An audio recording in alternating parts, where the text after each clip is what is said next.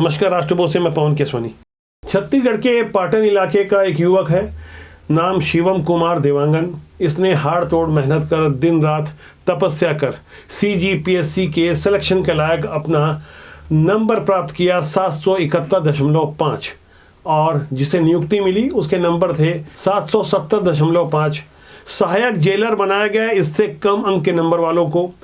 इसने शिकायत की 20 सितंबर को CGPSC को, लेकिन वह पत्र अब जब सोशल मीडिया में वायरल हुआ तो एक बार फिर यह मामला तूल पकड़ लिया है। जिस तरह से 2021 की मेरिट सूची का धांधली वाला मामला सामने आया था, 2022 की CGPSC भी संदेह के दायरे में आ गई है। इसे लेकर छत्तीसगढ़ी फिल्मों के जाने माने सिने कलाकार अनुज शर्मा ने ट्वीट किया है।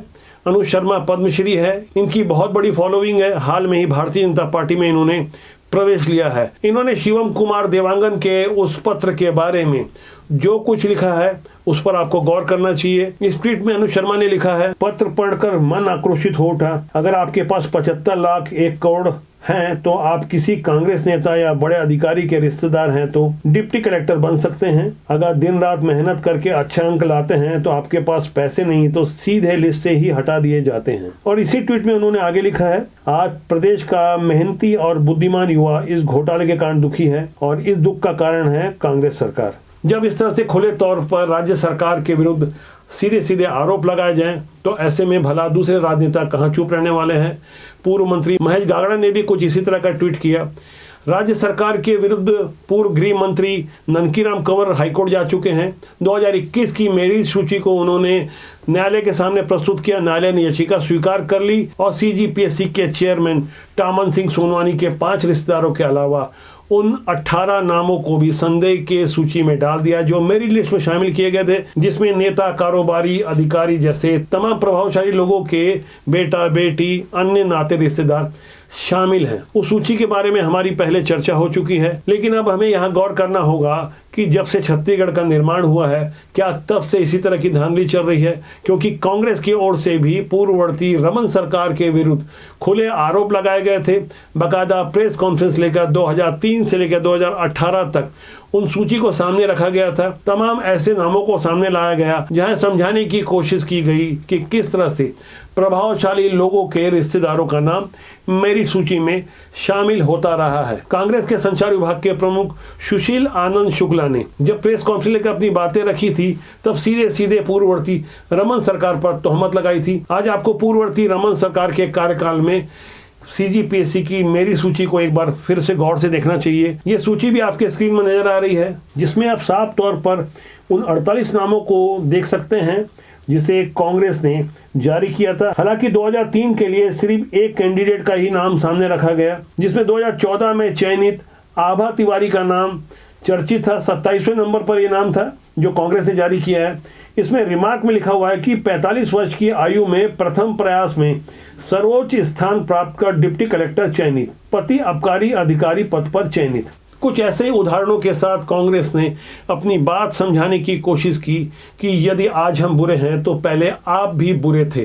कांग्रेस के ऊपर भाजपा ने आरोप लगाया तो कांग्रेस ने भाजपा के ऊपर आरोप लगाया। यह लड़ाई इस बात की नहीं है कि मेरी कमी तुम्हारी कमी से सफेद क्यों, बल्कि लड़ाई इस बात की है कि हम कम बुरे हैं, तुम ज्यादा बुरे थे। कुल मिलाकर ऐसे ही हालात में जब छत्तीसगढ़ का युवा मौजूदा राजनीति को समझने की कोशिश करता है कि किस तरह से प्रभावशाली लोगों का नाम मेरिट सूची में आ जाता है और दिन रात की उनकी मेहनत गायब सी हो जाती है, तब आप अनुमान लगा सकते हैं कि पाटन के शिवम कुमार देवांगन जैसे ना मालूम ऐसे कितने लोग होंगे जो है समझाने की कोशिश करते हैं कि मेरा अंक 771.5 था जो 770.5 से एक ज्यादा है। बावजूद इसके कम अंक वाले को आखिर कैसे सहायक जेलर बना दिया गया, ये बहुत बड़ा प्रश्नवाचक निशान है। ये तो बात 2022 के CGPSC की हो रही है, लेकिन 2021 के जिस मामले को लेकर पूर्व गृह मंत्री ननकीराम कंवर न्यायालय गए हैं, हाईकोर्ट ने उनकी याचिका मंजूर कर ली है। अगली सुनवाई 5 अक्टूबर को होने वाली है। यहाँ हमें एक बार फिर से उन नामों पर गौर करना चाहिए जिन्हें लेकर भाजपा की ओर से उंगली उठाई गई है। पूर्व गृह मंत्री ननकीराम कंवर की ओर से जो हाई कोर्ट में आरोप प्रस्तुत किया गया है, उनके अनुसार चेयरमैन टामन सिंह सोनवानी के 5 रिश्तेदारों को नियुक्ति पत्र सौंपा गया है। इनमें से उनके बेटे नितेश की नियुक्ति डिप्टी कलेक्टर के पद पर की गई है और उनके सरनेम को छिपाया गया है, जबकि इसी परिवार लड़की उनकी बहू निशा कोसले को डिप्टी कलेक्टर के पद पर चयनित किया गया है। यानी चेयरमैन का बेटा और उनकी बहू दोनों डिप्टी कलेक्टर पद पर चयनित कर लिए गए हैं। इसी तरह बड़े भाई के बेटे साहिल का चयन भी डीएसपी पद पर हुआ है। इसमें भी आरोप है कि सरनेम कहीं नहीं लिखा हुआ है। उनके भाई की बहू दीपा अजगले आदिल की नियुक्ति जिला आबकारी अधिकारी और बहन की बेटी सुनीता जोशी को श्रम अधिकारी बनाया गया है। न्यायालय में आरोप लगाया गया है कि चेयरमैन ही नहीं बल्कि आयोग के सचिव के रिश्तेदार सुमित ध्रुव को भी डिप्टी कलेक्टर चयनित करवाया गया है। इसी तरह राज्यपाल के सचिव अमृत खलको की बेटी नेहा खलको डिप्टी कलेक्टर और उसके बेटे निखिल खलको को भी डिप्टी कलेक्टर चयनित किया गया है। बस्तर नक्सल ऑपरेशन के डीआईजी ध्रुव की बेटी साक्षी ध्रुव डिप्टी कलेक्टर बनाई गई है। कांग्रेस नेता के एक ओएसडी के रिश्तेदार की बेटी प्रज्ञा नायक डिप्टी कलेक्टर चयनित की गई है। कांग्रेस नेता के ओएसडी के रिश्तेदार बेटे प्रखर नायक डिप्टी कलेक्टर बनाए गए हैं। वरिष्ठ कांग्रेस नेता की बेटी अनन्या भी डिप्टी कलेक्टर चयनित करवाई गई है। कांग्रेस नेता सुधीर कटियार का दामाद शशांक गोयल डिप्टी कलेक्टर बनवाया गया है। उनकी बेटी भूमिका कटियार को भी डिप्टी कलेक्टर बना दिया गया है। कांग्रेस नेता के ओएसडी के साड़ू के भाई की बेटी खुशबू बिजौरा डिप्टी कलेक्टर बनवाई गई है। कांग्रेस नेता राजेंद्र शुक्ला की बेटी स्वर्णिम शुक्ला डिप्टी कलेक्टर बनवाई गई है। ये वो आरोप हैं जो कोर्ट में प्रस्तुत किए गए हैं। इसी तरह 2022 में भी जो नियुक्तियां हुई है उस पर भी प्रश्न चिन्ह अब लगाया जा रहा है। सीजीपीएससी के परीक्षा के उप नियंत्रक ललित गणवीर के भी कई रिश्तेदार 2020 में चयनित हुए हैं। इस पर संदेह कुल मिलाकर वैसा ही है जैसा कांग्रेस की ओर से संदेह प्रस्तुत किया गया था। जो सूची प्रस्तुत की गई थी 48 नामों की, जब सीजीपीएससी को लेकर इतना बड़ा संदेह और प्रश्नवाचक निशान लगाया जाए, आप सोचिए उन हजारों लाखों युवाओं का क्या होगा जो आंखों में सपने देखते हैं, दिन रात मेहनत करते हैं, अपनी प्रतिभा के दम पर कोशिश करते हैं कि उनका चयन प्रशासकीय सेवा में हो जाए, राज्य को एक बेहतर अधिकारी मिल सकता था, कुशल प्रशासनिक क्षमता से राज्य में आम जनता का भला हो सकता था। लेकिन जब अयोग्यता को थोप दिया जाएगा तो हालात कैसे होंगे, इसका अंदाजा आप अच्छे से लगा सकते हैं। दरअसल छत्तीसगढ़ में जो कुछ भी हो रहा है उसे लेकर राजनीतिक आरोप प्रत्यारोप भी खूब हो रहे हैं। नज़दीक ही विधानसभा के चुनाव हैं, ऐसे में छत्तीसगढ़ की राजनीति को भी हमें समझना होगा। ऐसे माहौल में जब नज़दीक ही चुनाव हो तब जिम्मेदार नेताओं के बयान पर भी हमें गौर करना चाहिए। आसाम के मुख्यमंत्री हेमंत बिस्व शर्मा का छत्तीसगढ़ आना हुआ था। उन्होंने कांग्रेस के हिंदुत्व पर प्रश्न लगाया। कांग्रेस के आला नेताओं के हिंदुत्व पर उन्होंने प्रश्नवाचक निशान लगाते हुए जो कुछ कहा उस पर छत्तीसगढ़ के सीएम भूपेश बघेल का भी फौरन पलटवार आ गया। आप इन दोनों ही मुख्यमंत्री के बयानों को गौर करें, उसके बाद मैं इस विषय पर कुछ और गहराई से चर्चा करूंगा। अगर आप हिंदू है, एक बार जाके रामलाला को प्रणाम कीजिए। आज तक सरदार वल्लभ भाई पटेल का प्रतिमा देखने नहीं गया, रामलाला भी में भी आप नहीं जाते हो, इसलिए एक वर्ग आपका ऊपर नाराज हो जाएगा। इसीलिए मैं कमलनाथ और भूपेश बघेल को बोलता हूँ, आप लोग तो हिंदू हो, एक बार राहुल जी और सोनिया जी को पकड़ के रामलाला का सामने लेके जाओ, बहुत अच्छा होगा, देश के लिए अच्छा संदेश जाएगा। हेमंत बिस्व शर्मा जी से कहना चाहूँगा, मोदी जी तो सर मुड़ाए नहीं उसकी माँ जी के देहावसान होने के बाद। अब हेमंत बिस्व शर्मा जी से ये कहूँगा कि वो नरेंद्र मोदी जी के मुंडन करा ले, अभी तक नहीं कराए माता जी के जाने के बाद, तो उसका मुंडन कराएंगे तो मैं हेमंत बिस्व शर्मा को हिंदू मानूंगा। इन दोनों ही जिम्मेदार नेताओं के बयानों को आपने सुना होगा, इस पर आपकी क्या राय है कमेंट सेक्शन में जाकर जरूर लिखिएगा। इसी तरह का एक दूसरा विषय भारत के संसद में गूंजा जिस पर पूरे देश का ध्यान गया। भारतीय जनता पार्टी के दिल्ली से सांसद रमेश विदुड़ी ने बहुजन समाज पार्टी के सांसद दानिश अली को टोकते हुए जो कुछ कहा मैं ऑन कैमरा नहीं कह सकता क्योंकि YouTube की अपनी कुछ मर्यादा होती है। आप उनके बयान को गौर कीजिएगा। सोशल मीडिया में वो बयान तैर रहा है, ट्विटर में भी आपको आसानी से वो बयान मिल जाएगा। जिन शब्दों का इस्तेमाल करते हुए दानिश अली को भाजपा के सांसद रमेश विदुड़ी ने साफ साफ भरी संसद में मुल्ला आतंकवादी के अलावा बहुत कुछ कहा, उस पर अनेक नेताओं की तीखी टिप्पणी हो रही है। ऐसी ही टिप्पणियों के बीच कांग्रेस के पावरफुल नेता राहुल गांधी दानिश अली के घर मिलने गए, उन्हें गले से लगाया। ये तस्वीर भी सोशल मीडिया में खूब वायरल हो रही है। लेकिन हमें समझना पड़ेगा कि आखिर रमेश विदुड़ी ने दानिश अली को ऐसा कहा क्यों। दरअसल आप अपनी स्क्रीन में अमरोहा के जिस सांसद दानिश अली को देख रहे हैं, ये वही दानिश अली हैं जिन्होंने पिछले दिनों भारत माता की जय बोलने पर आपत्ति की थी। एक सरकारी कार्यक्रम के दौरान भाजपा के एमएलसी ने जब अपनी बातें बोलते हुए जैसे ही भारत माता की जय बोला तो ये साहब कुर्सी से खड़े हो गए, बकायदा माइक तक छीन लिए, खूब हो हंगामा किया। हमने इस पर पहले भी चर्चा की है। ये वही दानिश अली हैं जो सनातनियों के लिए कुख्यात टीपू सुल्तान की महिमा मंडन में